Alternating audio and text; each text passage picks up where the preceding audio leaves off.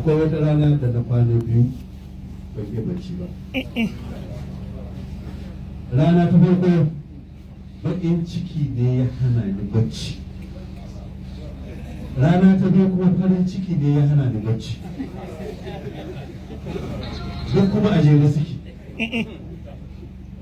A lokacin da aka ɗauke shi aka kai shi wajen shugaban ƙasa Muhammadu Buhari ba tare da an yi shawara da ni ba, rana tsaka kawai ina zan sai na gani an posta cewa an kai kwankwaso wajen Buhari sun zauna. Kusa kun ce mun sani a kasuwa sai baba mutumin nan da na san shi a nemi shawara ta mana irin zagin Buhari da yake yi a rarrufa a kai shi ya je masa yaudara da na ban gaba cewa kwata-kwata suna tunani wannan ashe haka siyasa take, wannan mai yaudari a kai shi wajen mutum mai gaskiya ba tare da an nemi shawara ta ba.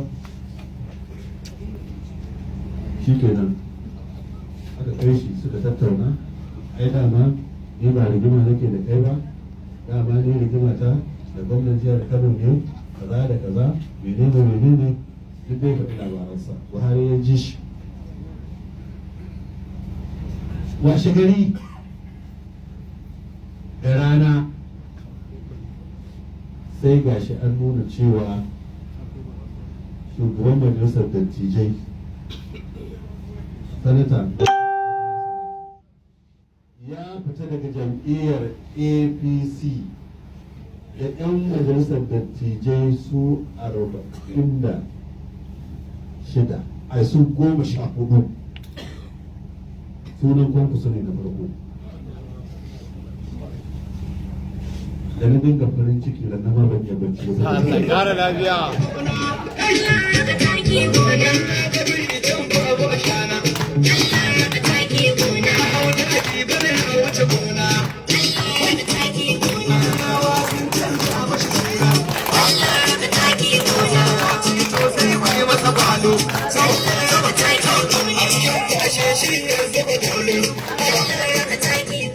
Kara lafiya. Sannan muka ce ai wannan waƙar Allah raka taki gona.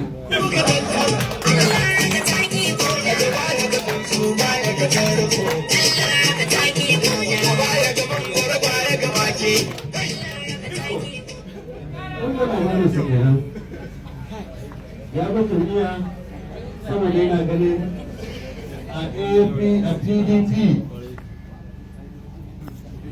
a PDP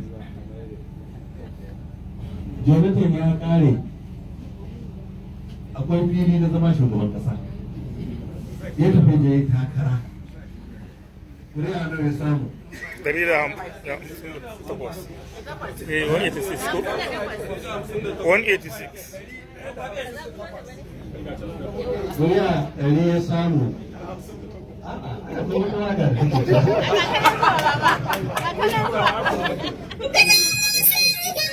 Shi ya fi garkuwa ba da mun ta arewa ganduje ya zama garkuwa. Na gamba isa ka ba ni kidan maza. Saula kuɗe ya bai ci Ganduje ne na mijin maza. ba da mun ta arewa. Shi zaune ko da ya bai ci. Saula kuɗe ya bai ci Ai sai uban abba. ba da mun ta arewa. Ko sallata da ya bai ci wa. Saula kuɗe ya Ko bai ci wakilin Abuja bai ci wa. ba da mun ta arewa. Ganduje ne shi bai daya. Saula kuɗe ya bai ci Kuma Zula ya dame kuɗi. Ayya. Suna ganin da ba shi da kurjini. ba da mun ta arewa. Da shi sa su hawan jini. Saula kuɗe ya bai ci Ya shi sai ta yi gunguni. ba da mun ta arewa. Ya ga su motar gunguni. Saula kuɗe A gida ya canji da ya dafe kuɗi. ba da mun ta arewa. To, kun ga wato abinda dai muke nunawa nan shi ne, wallahi wannan mutum karfin shi duk wani tsari da zai yi saboda son kansa ne kawai. A dubi mutanen da zai sa su yi asara, zai sa su ɓata lokaci saboda yana neman shugaban kasa. a yanzu haka ya ga Buhari zai gama mulkinsa in Allah ya yarda, yana so ya dawo APC domin ya nemi shugaban ƙasa. Mun riga shi.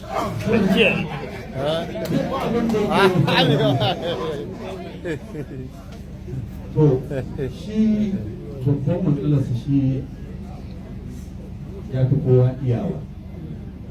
Duk wanda ya fi kowa iyawa ya ɗauka ya fi kowa iyawa baya sauraro ya kuma shawara. Akwai mai gadin ka sai ya zama a kan wani abin basirarsa ta fita. Gaskiya ne. Ko direban ka a kan wani abin basirarsa sai ta fita. Ko kuku a kan wani abin basirarsa ta fita. Ko abokinka ko ɗanka ma a kan wani abin sai basirarsa ta fita. Ko dole ka yarda. Amma shi ba haka ba ne,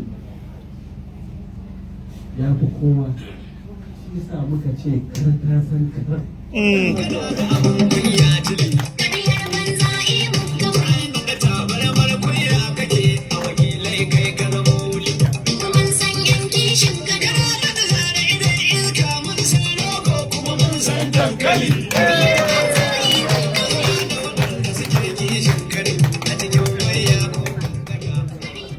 Wato shi ya ɗauka Kano a aljihunsa take.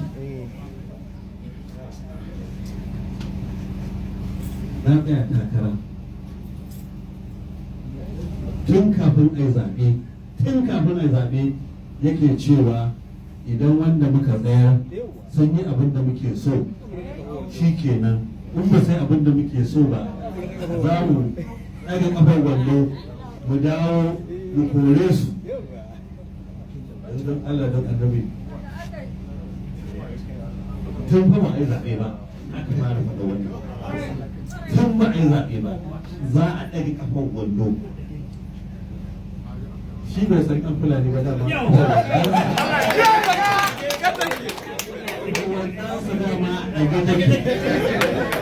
shi sa ake cewa saka shi ka haya ruwa. In ya shiga rafi tun kafin ya je rafi sai da kafa wannan. In ma ya shiga rafin sai ba wannan haka. Sai saka shi mana ka haya ruwa. Su saboda haka campaign ko ɗaya ga darakta na campaign nan ko ɗaya bai biyu campaign ba. Ko ɗaya. Mu muka campaign da kanmu ko ɗaya. Ko kuma bai bayar ba.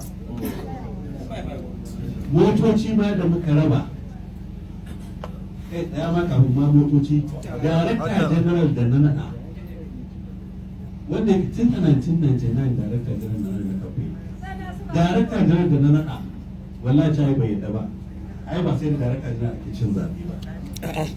Ko ina ruwanka ka yi gwamna shekara 8 wanda ya tsaya gwamna yana kamfe, ina ruwanka in yi darakta jiran kuma darakta jiran biyar ruwanka kai da masu kake a ci zaɓe ba. Motoci da muka raba